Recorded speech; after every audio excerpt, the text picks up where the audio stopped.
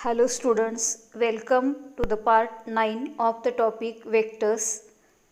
In this lecture, we will learn some more examples on section formula for internal division and section formula for external division. Example: if A bar, B bar, C bar are the position vectors of the points A, B, C respectively, and phi A bar minus 3B bar minus 2C bar equal to 0, then find the ratio in which, first question, point C divides segment BA, second, point A divides segment BC, and third, point B divides segment CA. Solution: given equation is phi A bar minus 3B bar minus 2C bar equal to 0. आता हे दिलेलं equation आहे तसं लिहिलेलं आहे आणि आपल्याला असा एक रेशो फाइंड आउट करायचा आहे ज्या रेशोमध्ये पॉइंट सी न सेगमेंट बी एला डिवाइड केलेला आहे.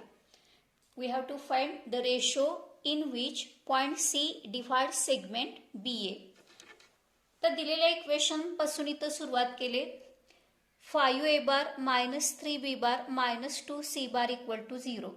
सी ह्या पॉइंटनं सेगमेंट बी एला ज्या रेशोमध्ये डिवाइड केलेला आहे तो रेशो फाइंड आउट करत असताना सी ची जी टर्म आहे ती एका बाजूला ठेवायची. मग C bar minus 2C bar ही टर्म इथं ट्रान्सफर केल्यानंतर 5A bar minus 3B bar equal to 2C bar, C ची टर्म ट्रान्सफर केले.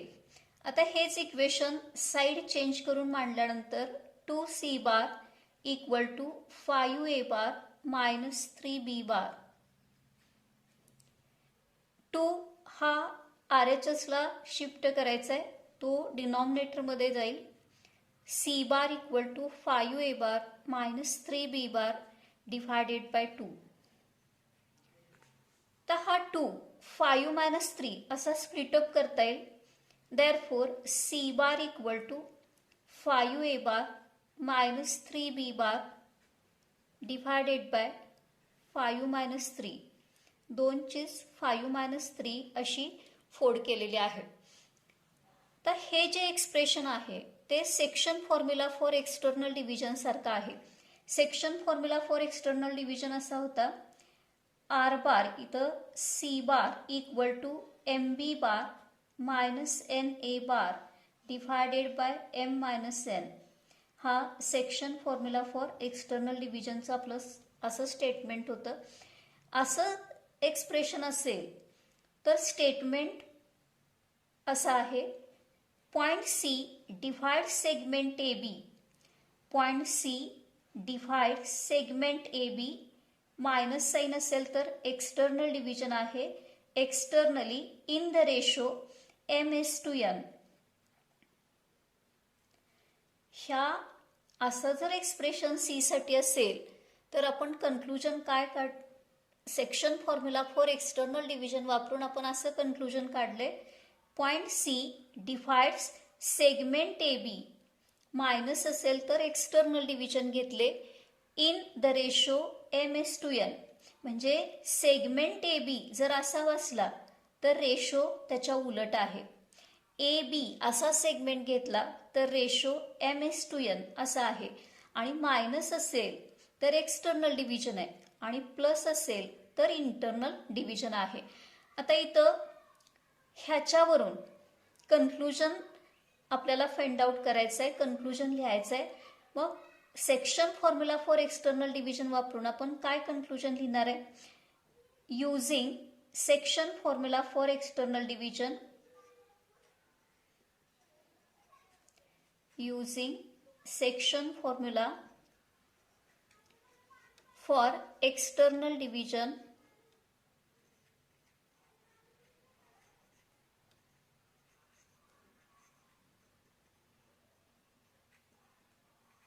we can write C divides. आता इथं सेगमेंट बी ए विचारलाय, C divides segment B A externally in the ratio उलट घ्यायचं आहे 5:3. That is C divides segment A B externally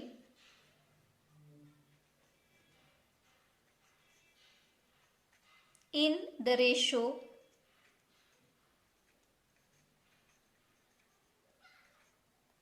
आता इथं सेगमेंट बी ए विचारलेला आहे आपल्याला. Segment B A externally in the ratio, तर बी ए रेशो उलट घ्यायचा आहे 5:3. C divides segment B A externally in the ratio 5:3.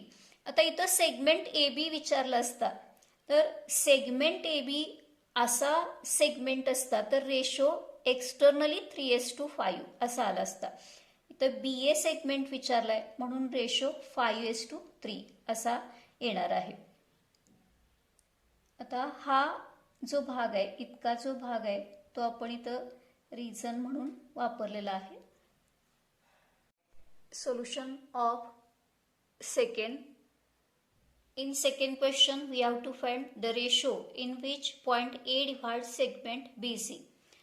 तर इथं A ह्या पॉइंटनं सेगमेंट BC ला ज्या रेशोमध्ये डिव्हाइड केले तो रेशो इथं फाइंड आउट करायचा आहे. मग ह्या इक्वेशन पासूनच सुरुवात करायची. गिवन इक्वेशन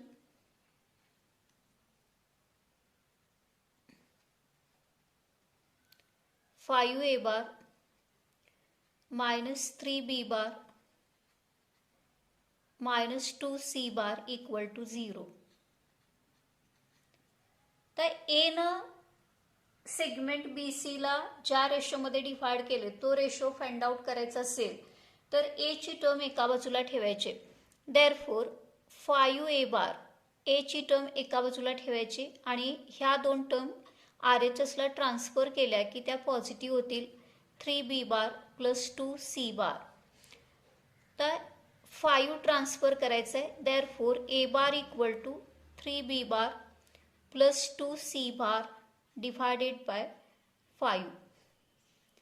आता 5 हा 3 प्लस 2 असा स्प्लिटअप करून लिहायचा आहे. Therefore A bar equal to 3b bar plus 2c bar divided by 3 plus 2. आता हे जे एक्सप्रेशन आहे हे section formula for internal division सारखं आहे. तर section formula for internal division आपण स्टेटमेंट असं होतं R bar equal to MB bar plus NA bar divided by M plus N. आणि असं एक्सप्रेशन आपल्याकडे असेल तर आपण कन्क्लुजन असं लिहिलेलं आहे R divides segment AB internally in the ratio MS/N. म्हणजे आर हा पॉइंट सेगमेंट ए बी ला प्लस साइन असेल तरी इंटरनल डिव्हिजन इंटरनली MS/N ह्या रेशोमध्ये डिव्हाइड करतो असं कन्क्लुजन आपण काढलेलं आहे. आता इथं प्लस साइन आहे म्हणजे हे एक्सप्रेशन ह्याच्यासारखं आहे. मग इथून आपण असं कन्क्लुजन काढू शकतोय देअरफॉर ए डिव्हाइड्स इथं सेगमेंट BC दिलाय. ए डिव्हाइड्स सेगमेंट BC प्लस साइन असेल तर इंटरनल डिव्हिजन येणार आहे. Internally in the ratio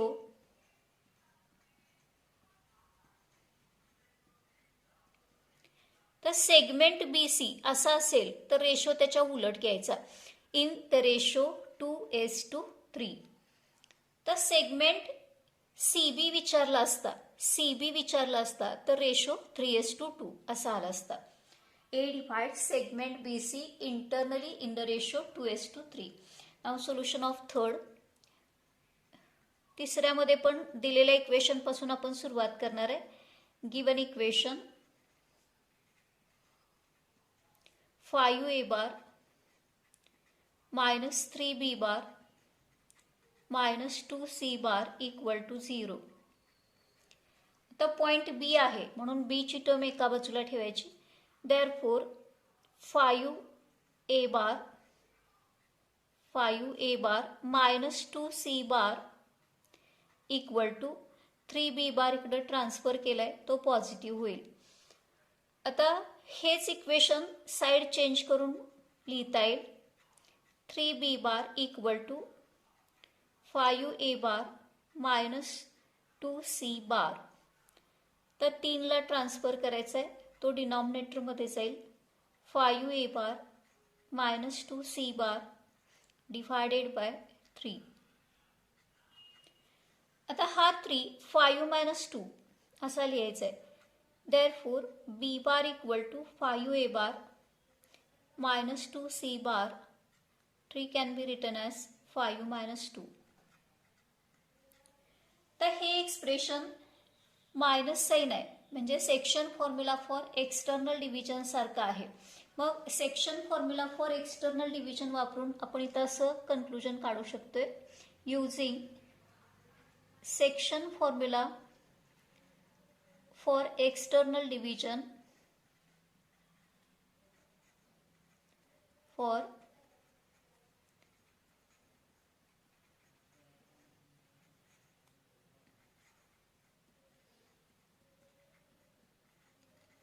point B divides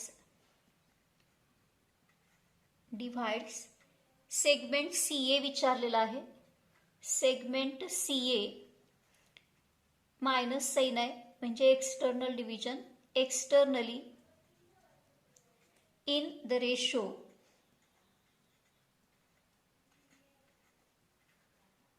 तर CA सेगमेंट आहे, म्हणजे रेशो 5:2A 5:2. AC सेगमेंट इथं विचारला असता AC तर रेशो 2:5 आला असता. इथं पॉइंट बी न सेगमेंट CA ला ज्या रेशोमध्ये डिव्हाइड केले तो रेशो एक्सटर्नली 5:2 इतका आहे. Example, if the points A 3:0P, B -1Q3 and C -3:30 are collinear, then find. First question, the ratio in which point C divides segment AB. Second, the values of P and Q. Solution of first we will assume that point C divides segment AB in the ratio T:1. इथं 3 points A, B, C हे collinear आहेत असं दिलेलं आहे, आणि points जर collinear असतील तर आपल्याला C ह्या पॉइंटनं सेगमेंट AB ला ज्या रेशोमध्ये डिव्हाइड केलेला आहे तो रेशो फाइंड आउट करायचा आहे, आणि P आणि Q हे अननोन आहेत, त्यांच्या व्हॅल्यू फाइंड आउट करायच्या आहेत. तर पहिल्यांदा आपण C न सेगमेंट AB ला ज्या रेशोमध्ये डिव्हाइड केले तो रेशो T:1 आहे असं अश्युम केलेलं आहे. तर ज्यावेळी आपल्याला रेशो विचारलेला आहे त्यावेळी C ह्या पॉइंटनं सेगमेंट AB ला इंटरनली डिव्हाइड केले का एक्सटर्नली डिव्हाइड केले हे आपल्याला माहिती नाही. त्यामुळे आपण ज्यावेळी रेशो माहिती नाही त्यावेळी ही डिव्हिजन इंटरनल डिव्हिजन आहे असं अश्युम करणार आहे.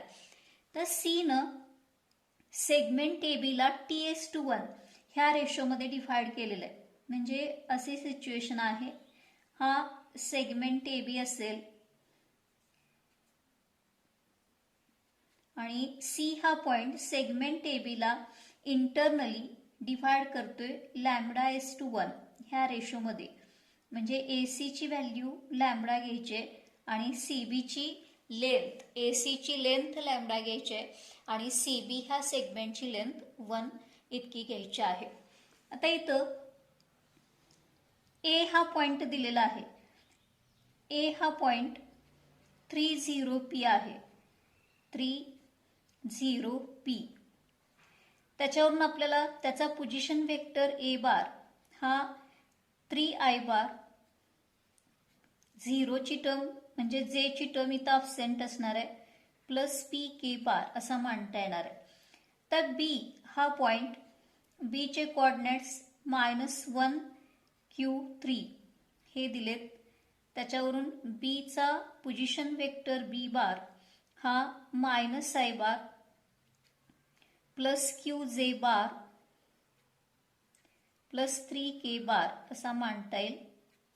आणि C हा पॉइंट -3 असा आहे.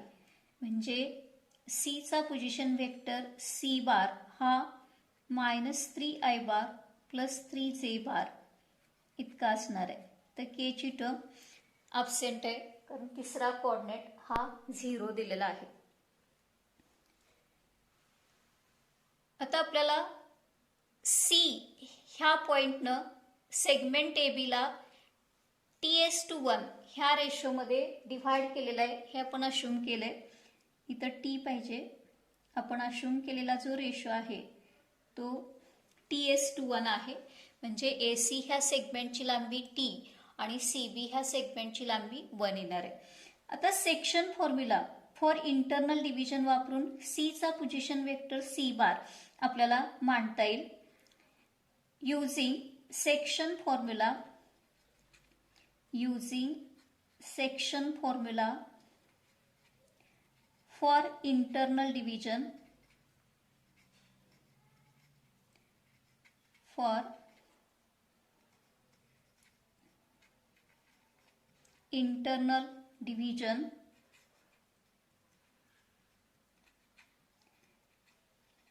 सी चा पोझिशन वेक्टर सी बार आपल्याला असा मांडता येईल. C bar equal to T into B bar. B चा position vector B bar internal division आहे म्हणून मध्ये plus sign 1 into A bar divided by T plus 1. C चा पोझिशन वेक्टर सी बार हा section formula for internal division वापरून मांडलेला आहे. आता सिम्प्लिफिकेशन मध्ये t+1 ही टर्म LHSला ट्रान्सफर केली. Therefore t+1 into C bar equal to T B bar plus 1 into A bar is A bar. आता सी बार ए बार आणि बी बारच्या व्हॅल्यू इथं आहेत त्या सबस्टिट्यूट करता येतील. Therefore t+1 into C bar is -3i bar plus 3j bar equal to t into b bar is -i bar plus qj bar plus 3k bar plus value of a bar is 3i bar plus pk bar. a bar b bar c bar च्या value substitute केलेल्या आहेत. आता इथं t+1 न ब्रॅकेटला multiply केल्यानंतर -3 into t+1 into I bar plus 3 into t+1 into जे बार equal to. आता ह्या बाजूला आयच्या 2 टर्म्स आहेत. इथं एक टर्म आहे आणि इथे एक टर्म आहे. ती कलेक्ट केली की -t+3 इंटू आय बार जे ची एकच टर्म आहे plus Q into T into जे बार आणि केच्या 2 टर्म्स आहेत 3t plus 3t plus P. त्या 2 टर्म्समधून के बार कॉमन फॅक्टर म्हणून सिलेक्ट केलेला आहे. आता इथं हे 2 वेक्टर्स इक्वल वेक्टर्स आहेत म्हणजे त्यांचे आय बार जे बार आणि के बार चे कॉम्पोनंट्स आपण इक्वेट करू शकणार आहे. Therefore equating the components of I bar J bar and K bar equating the components of I bar J bar and K bar on both sides we get. आता इथं I बारचा component -3 into t+1 हा आहे आणि RHSला I बारचा component -t+3 इतका आहे. हे एक इक्वेशन मिळेल. आता जे चे कॉम्पोनंट इक्वेट केले 3 इंटू t+1 हा LHSचा जेचा कॉम्पोनंट आहे आणि RHSचा जेचा कॉम्पोनंट हा Q इंटू टी इतका आहे आणि के चे कॉम्पोनंट इक्वेट केले की 0 इथं केची टर्म ॲब्सेंट आहे आणि आर एच एसचा केचा कॉम्पोनंट 3t प्लस पी इतका आहे. आता इक्वेशन 3 मध्ये आपल्याला पी ची व्हॅल्यू मिळेल. इक्वेशन 3 आधी सोडवणार आहे मी, किंवा इक्वेशन 1 आधी सोडवूया. या इक्वेशन 1 सोडवलं, 3 न मल्टिप्लाय केलं, -3t - 3 equal to -t plus 3. आता ही t ची टर्म इकडं ट्रान्सफर केली की -2t होईल आणि 3 RHS ला ट्रान्सफर केला की 6 होईल. Therefore value of t is -3. t ची व्हॅल्यू इथं -3 मिळेल. आता ती t ची व्हॅल्यू आपण ह्या इक्वेशन 2 मध्ये ठेवली. 3 into value of t is -3 -3 plus 1 equal to q आहे तसा ठेवला आणि t हा -3 इतका आहे. आता 3 हा कॉमन फॅक्टर आहे, तो काढून टाकता येईल. -2 equal to -q which implies q equal to 2. आता तिसऱ्या इक्वेशनमध्ये t ची व्हॅल्यू ठेवायची. तिसऱ्या इक्वेशनमध्ये t ची व्हॅल्यू -3 इतकी ठेवली plus p. Therefore 0 equal to -9 plus p. Therefore value of p equal to 9. आता इथं आपल्याला जो सेकंड क्वेश्चन आहे त्याचा आन्सर मिळालेला आहे.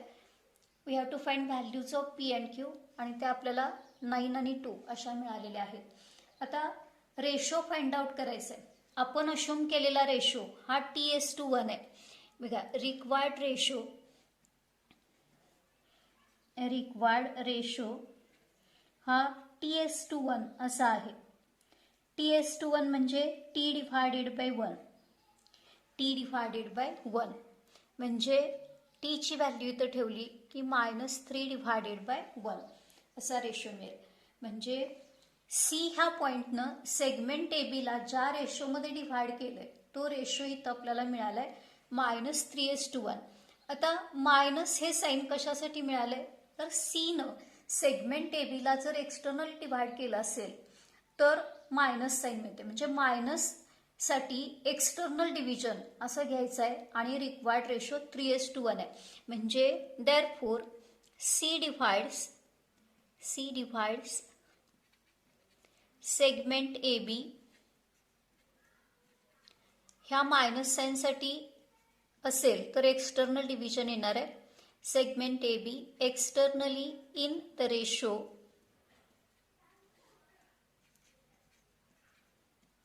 3:1. निगेटिव्ह साईनसाठी हा शब्द लिहिलेला आहे. जर रेशो तुमचा पॉझिटिव्ह आला, टी ची व्हॅल्यू जर पॉझिटिव्ह आली तर इंटरनल डिव्हिजन असेल आणि टी ची व्हॅल्यू जर निगेटिव्ह आली तर रेशो एक्सटर्नल डिव्हिजनचा असणार आहे.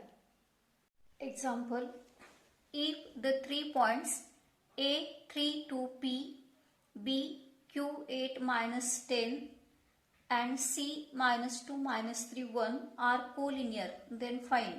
First example, the ratio in which point C divides segment AB. Second, the values of P and Q. त्याच टाईपचे हे एक्झाम्पल आहे. ह्याच मेथडनं फाइंड आउट करायचं आहे, सॉल्व करायचं आहे. इथं आन्सर टी ची व्हॅल्यू -5/11 आणि निगेटिव्ह साईन असल्यामुळं रेशो एक्सटर्नल डिव्हिजनचा येणार आहे. म्हणजे C divide segment AB externally in the ratio 5:11 हे आन्सर आहे. आणि जे अननोन आहेत P आणि Q त्यांच्या values P equal to -4, Q equal to 9 ह्या येणार आहेत.